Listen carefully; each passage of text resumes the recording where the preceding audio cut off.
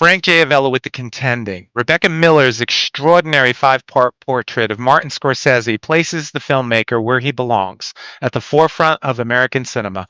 I'm so happy to have Rebecca here. Welcome. Thank you so much. It's an amazing achievement. Congratulations. Thank you very much, Frank. I just watched it a second time. I binged it. I saw it at the New York Film Festival. Uh, Oh, and again, I didn't want it to end. that's amazing that you didn't want it to end when you watched all 5 hours at once. That's nice. Let me start by asking you, what was your introduction to his films? I mean, I guess, really I think it was Goodfellas. And then I went back and watched the earlier films. Like I hadn't seen the earlier films and then then Age of Innocence was a huge film for me. And then I went back and would watch them in the revival houses and stuff. I watched his films, and as I became more and more interested in being a filmmaker myself, because I started as a painter. So, yeah, so I kind of backed into some of the great ones. Do you have a favorite, Rebecca? It's so hard, I mean, Alice Doesn't Live Here Anymore is like a is one it's so unique in his oeuvre, and I guess I just do love that film so much. Raging Bull I is a masterpiece that and but I came to really love Wolf of Wall Street in a way that I, what as I studied it more and more, I really began to realize what an amazing achievement that is. So it's kind of like it's really kind of hard hard for me now to say that. Yeah, it's funny. Wolf, I seem to return to more and more. So this project began right before lockdown. Tell me about the genesis and getting Scorsese to agree. Well, I'm a big believer in it never hurts to ask. I found that sometimes people are are more open than you think. And I knew Marty a little bit, and mostly I knew him through his generous willingness to look at my films and give me notes over the years, which because I had met him on the set of Gangs of New York years earlier, and he'd given me some ideas for voiceover films for Personal Velocity. And then, over the years, he would do me the favor of watching my films and a few times. But as I was thinking of what the next film would be, Damon Cardeas, my producing partner, and I were having a conversation. I was like, I'd love to make another documentary. And he said, who was your ideal subject? And I said, Martin Scorsese. And so that was, we thought, I'll just call Margaret Bodie, whom we knew already because she had been helpful with the other doc. And I called her. She's his producing partner in documentaries. And she said, that's such an interesting idea, huh? Let me talk to him. And so she talked to him. He said, write a letter. So I wrote a letter. But of course, I didn't really know what I was exactly going to do. I had to write a letter that gave me a lot of room because I didn't know exactly, but I had a sense that I wanted to approach him just from a lot of different angles. Like, of course, he's the core of it, but, you know, the collaborators, family members, and so on. I did say those things. And then he said, okay, let her come and have a meeting. So we had a meeting, and it was very positive, and I left the meeting feeling like, oh, I think maybe we're going to make this movie together. And then I think it was 48 hours later, it was the end for COVID. Uh, The wall came down, and there was no more meetings, and there was no more filming. And in some ways, you know, Marty found himself very bored because he was used to constantly making films, and he was stuck in his study. And that really enabled us to have the first two very long interviews on my porch. And that's why they're outside. It's funny to see such an urban person in this bucolic setting. But, and that was the beginning. And it kind of set the pace because they were long interviews, and they were quite deep, and we spent a lot of time in his childhood and his early life. you talked about all the angles, and I wanted to ask how you go about deciding how much is film work, his background, his personal life, because so much of the personal informs the art, and that is brought to the forefront in this documentary in such a great way. But how did you manage all that? Well, it was really, I was following the breadcrumbs in the interviews, and everything, all my decision making and what I shot subsequently all came from what he was saying in those interviews. And then I was like, okay, I better interview this one. I better interview that one. Oh, that film was informed by this other film, by this other filmmaker, and so on. And then, oh, then I started seeing all these public events that had happened, like what happens after Taxi Driver, and Reagan is shot, and etc. Like, so there's all of these different. It's almost like a hall of mirrors, which then I kind of knew I wanted to interview the family if I could. I always knew that. But then understanding proportion, and that's all about editing. Like, that's so much of that is found in the editing. It's like how to get to the quick of it, you know, through other people, through some of the other insights that other people can give. Because I always feel like, if our rule was that whenever Marty says something, we let him say it. Like if Mm. he said something great, the experts went out the window and he says it.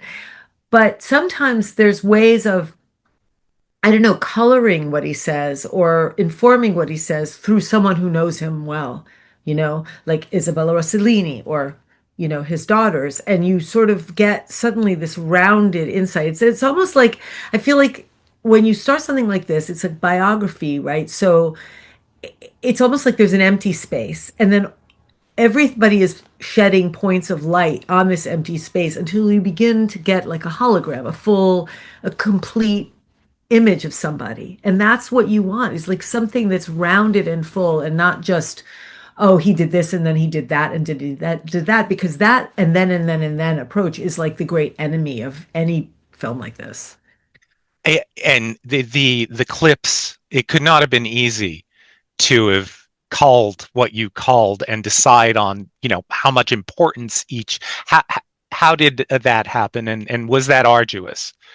Well, one of the rules that I had, I really absolutely, of course. I mean, maybe this is obvious. I wouldn't ever cut his work. Like if somebody took 3 hours to get down the stairs, then part of what we used the split screen for, actually, I mean, there were many things we used it for, but part of it was that if something was taking a long time in one of his films to roll out, then we would be able to have him talking about it or somebody talking about it so that you wouldn't, um, have that. But, it was a matter of just watching the films over and over again, me and the editor, and figuring out like, okay, what moments are the best to correspond to these things in his life. And it kind of, in a way, there was something organic that happened, that where it was quite obvious sometimes, What? or sudden insights like, oh, when you see Travis Bickle shooting in Taxi Driver, and to then have the moment that Reagan is shot because he actually did it to impress, Jodie Foster. You realize that that's a perfect place for a split screen, right? Yeah, and then you did the thematic and the character analyses, and you found these links, like with the Johnny Boys, the Yeah. the lonely outcast, pursuing the unattainable woman. It was fascinating. Yeah, yeah. And that all kind of all dropped together. But I think a lot of what had to happen was we had to spend an immense amount of time on it. This wasn't constantly something that could have come together very quickly. It just couldn't have. Even if it was only a feature film, I think that it took a long time. And also even for him, like we remember that moment in where he talks about his impression when he watched Bicycle Thieves. Mm, He remembered his father being cast out of Corona, Queens, and like the dishonor of that. When I mm. first asked him about that that story was, I think, maybe our first interview, and I said, was that humiliating to your father? And he said, yeah. And then we just moved on. And then almost at the end of the shoot, so several years later, he let me know that he had an idea, and I went to his house with just audio. And because by this time we'd run out of money we couldn't do another interview, but it was fine.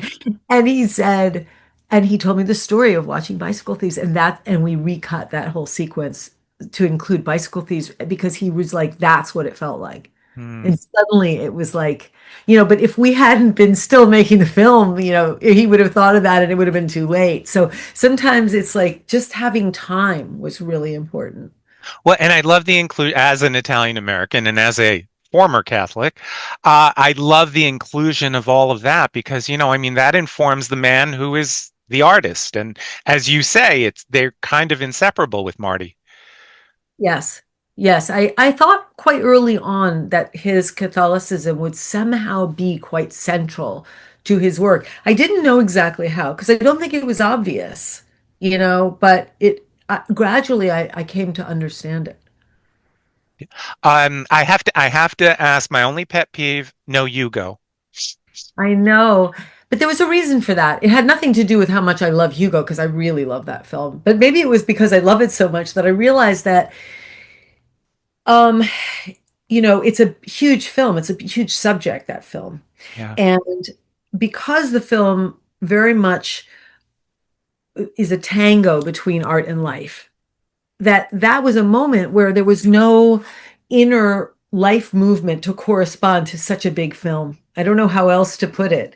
It was Mm. like I just couldn't keep our film going and alive and take the time I needed to tell the story of that film because it's very intricate, it's very involved, it's very much about film history, and it kind of deserves its own little movie.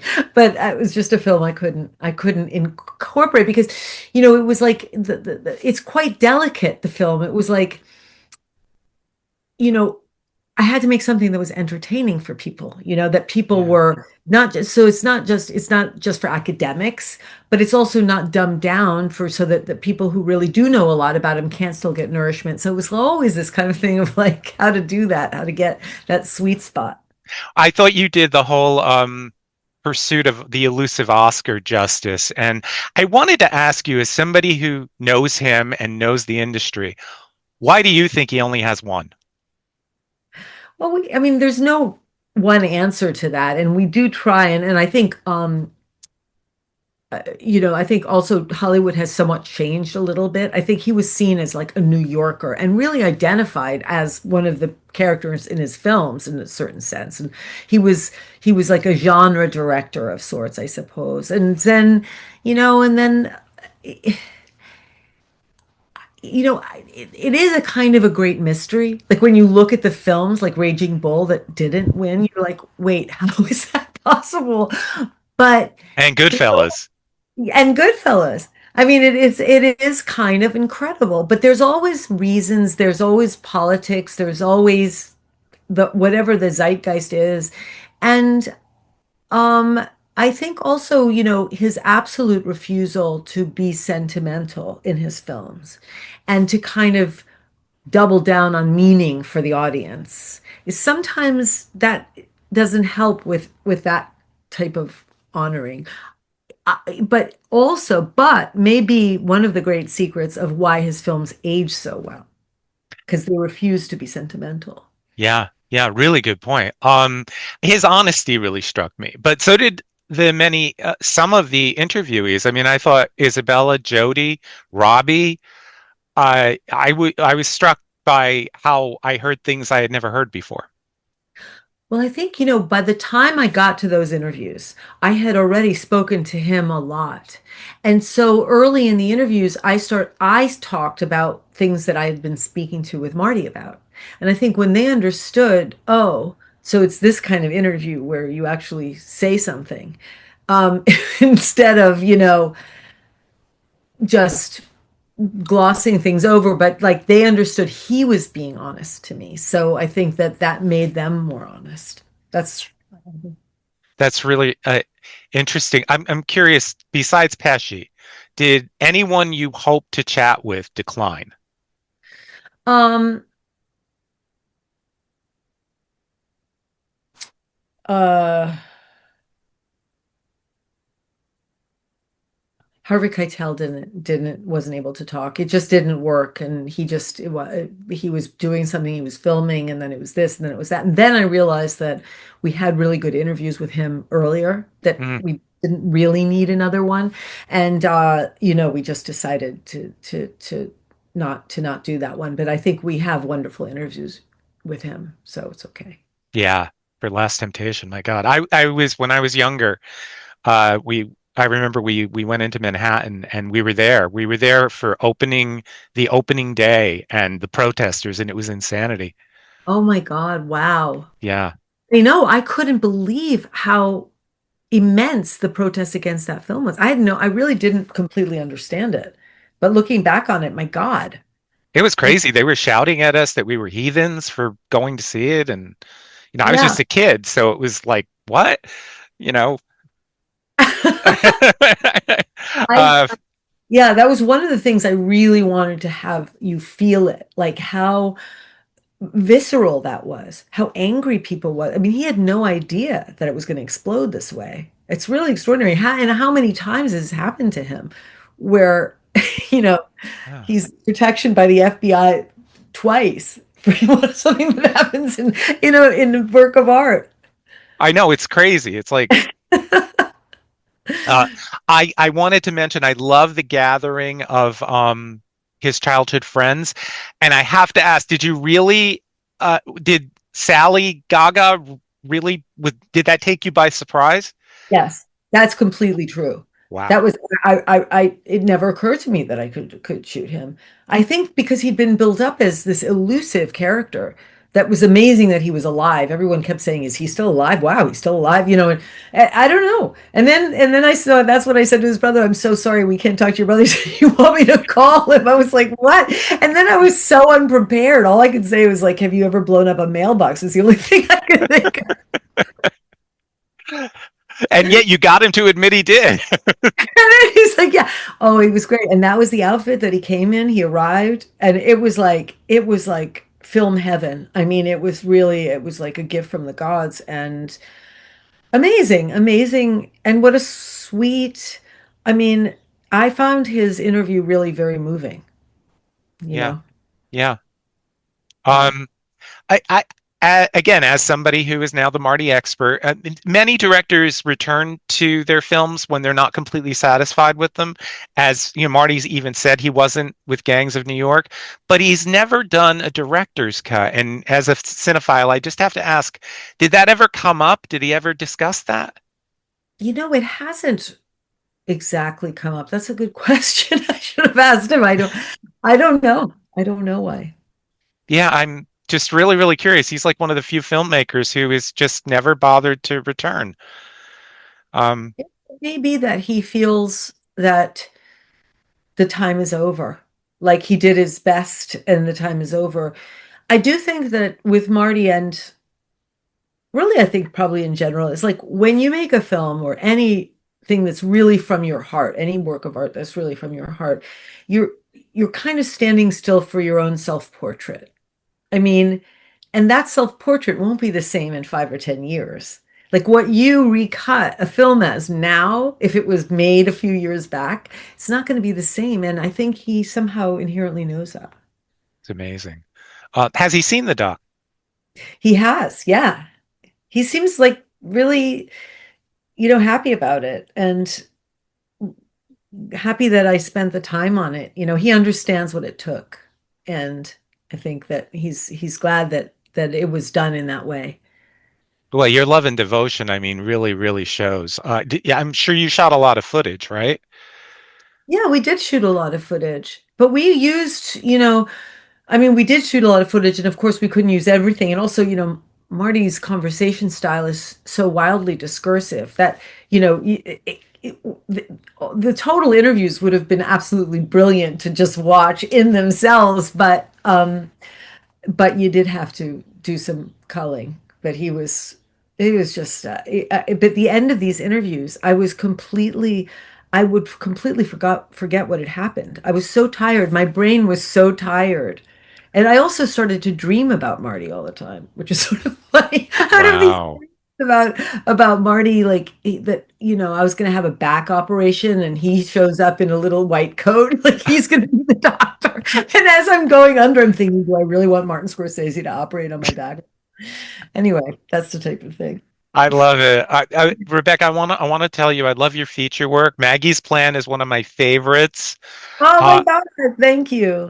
such a great film. So is Pippa Lee. I think that is one of the most underrated features. Uh, Oh, what are you working on next? Do you have a project? yeah, I do. I have a project that I just finished writing the screenplay for. I know that Julianne Moore is going to play the second lead. That's all I know so far, and that I hope to shoot it in the spring. So we shall see. But it's a big one. So it'll be fun. Well, that's fantastic. Good. I look forward to that. And again, I think this is a monumental work. I think it's like really important in film history, but it's also really entertaining. So thank you for gifting us that. Thank you. I really appreciate it. Thank you very much. Thank you.